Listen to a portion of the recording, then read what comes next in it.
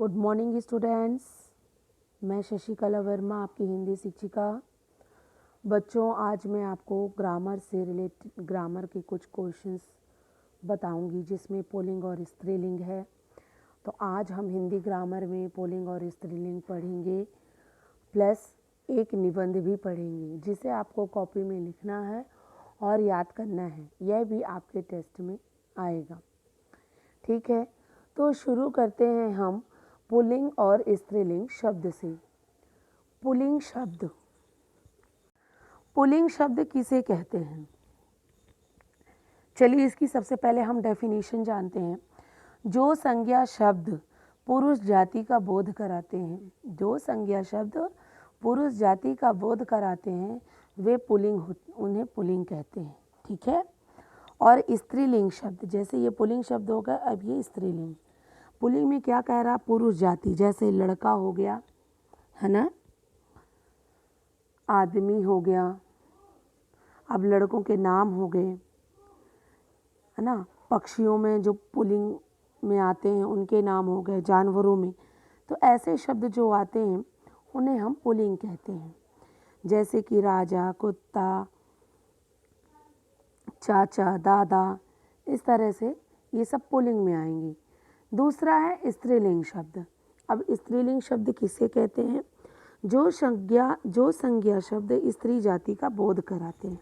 ऐसे शब्द जो स्त्री जाति का बोध कराते हैं वे स्त्रीलिंग कहलाते हैं। जैसे रानी, चाची, दादी, है ना, बेटी। तो ये सब क्या स्त्रीलिंग का बोध कराते हैं, मीन्स जो लड़कियों में आते हैं। ठीक, उन्हें हम स्त्रीलिंग कहते हैं।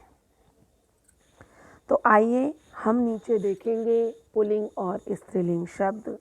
तो शुरू करते हैं।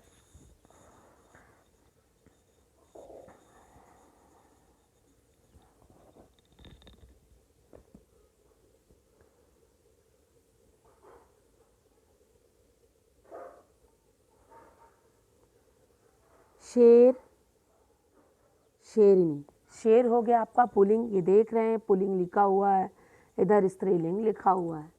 तो शेर हो गया पुल्लिंग और शेरनी हो गई स्त्रीलिंग। मोर, मोरनी। हाथी, हथनी। पति, पत्नी। चाचा, चाची। दादा, दादी। नाना, नानी। मामा, मामी। बेटा, बेटी। ताऊ, ताई। घोड़ा, घोड़ी। गधा, गधी। तो कुछ इस प्रकार से पुल्लिंग और स्त्रीलिंग शब्द थे।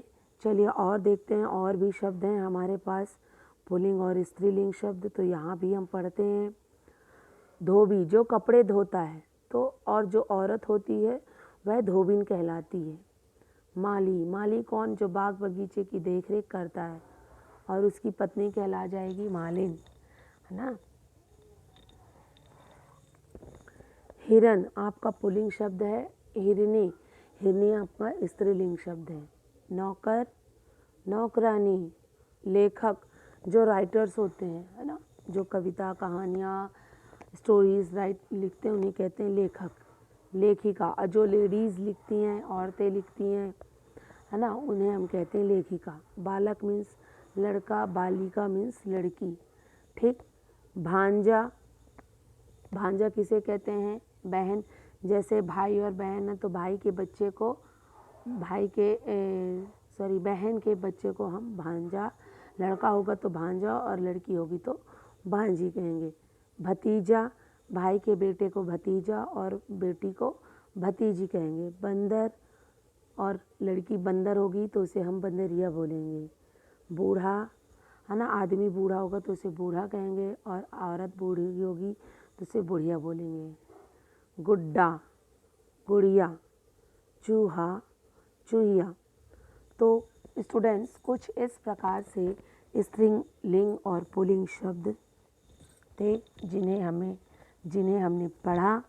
अब इसके बाद हम रक्षाबंधन का निबंध पढ़ेंगे।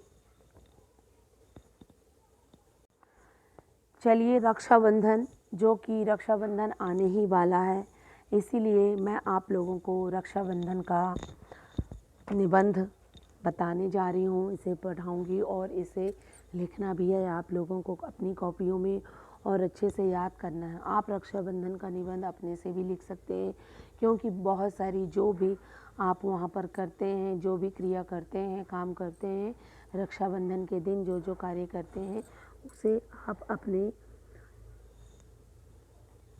एक्सपीरियंस के अनुसार आप कुछ लाइनें खुद से भी लिख सकते हैं। तो चलिए, जो लाइनें मैं लिखा रही हूँ उसे पढ़ते हैं। रक्षाबंधन हिंदुओं का प्रसिद्ध त्यौहार है।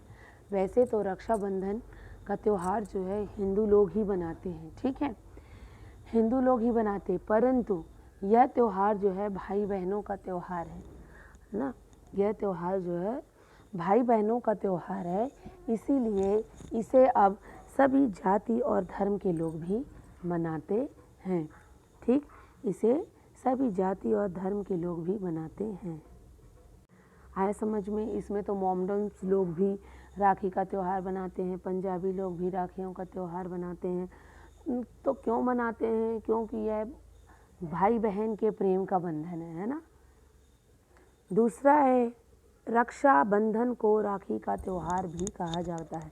अब रक्षाबंधन को राखी का त्यौहार इसलिए कहा जाता है क्योंकि रक्षाबंधन के दिन हम राखी बांधते हैं। थर्ड है, यह त्यौहार भाई बहन के पवित्र प्रेम का त्यौहार है। यह त्यौहार क्या है? भाई बहन के प्रेम का त्यौहार है। यह त्यौहार सावन महीने की पूनम को मनाया जाता है। यह कब मनाया जाता है? यह सावन का महीना में मनाया जाता है, जो कि अभी चल रहा है सावन का महीना। और ये सावन का महीना कब ख़त्म होगा? रक्षाबंधन के बाद ख़त्म हो जाएगा, है ना। और यह पूनम को मनाया जाता है।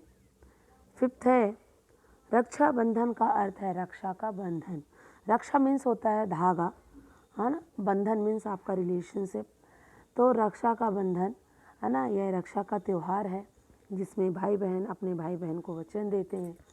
अब किस प्रकार वचन देते हैं, क्या क्या वचन देते हैं, हम नीचे पढ़ेंगे। 6 है, यह त्यौहार भारत देश में उत्साह से मनाया जाता है। हमारे पूरे भारत में यह त्यौहार बहुत ही खुशीपूर्वक मनाया जाता है। इसमें लोग नए नए कपड़े पहनते हैं, नई नई राखियाँ अपने भाइयों के लिए बहनें खरीदती हैं, उन्हें मिठाइयाँ खिलाती हैं, राखी बांध करके उन्हें टीका लगाती हैं, है ना, आरती करती हैं।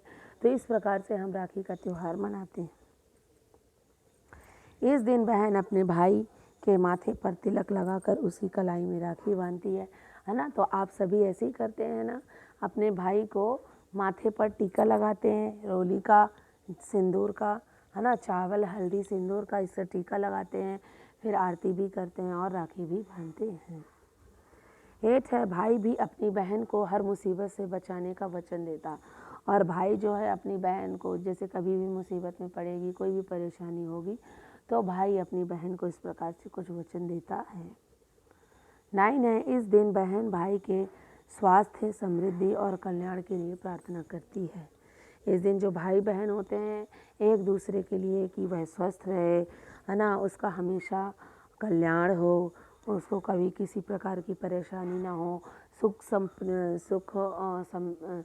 धन और सुख प्राप्त हो, तो इस तरह की कामना करती है भाई और बहन।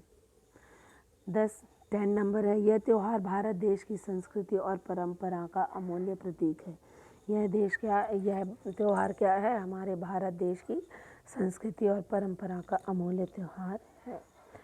सो स्टूडेंट्स, आप लोगों को यह रक्षाबंधन का निबंध आप लोगों को अपनी कॉपी में लिखना है, और जो विलोम शब्द बताया है मैंने उसे भी आपको लिखना है और याद करना है। और जब भी आपकी लाइव क्लास होगी तो फिर उसमें मैं पूछ सकती हूँ आपको। Okay, thank you, have a nice day.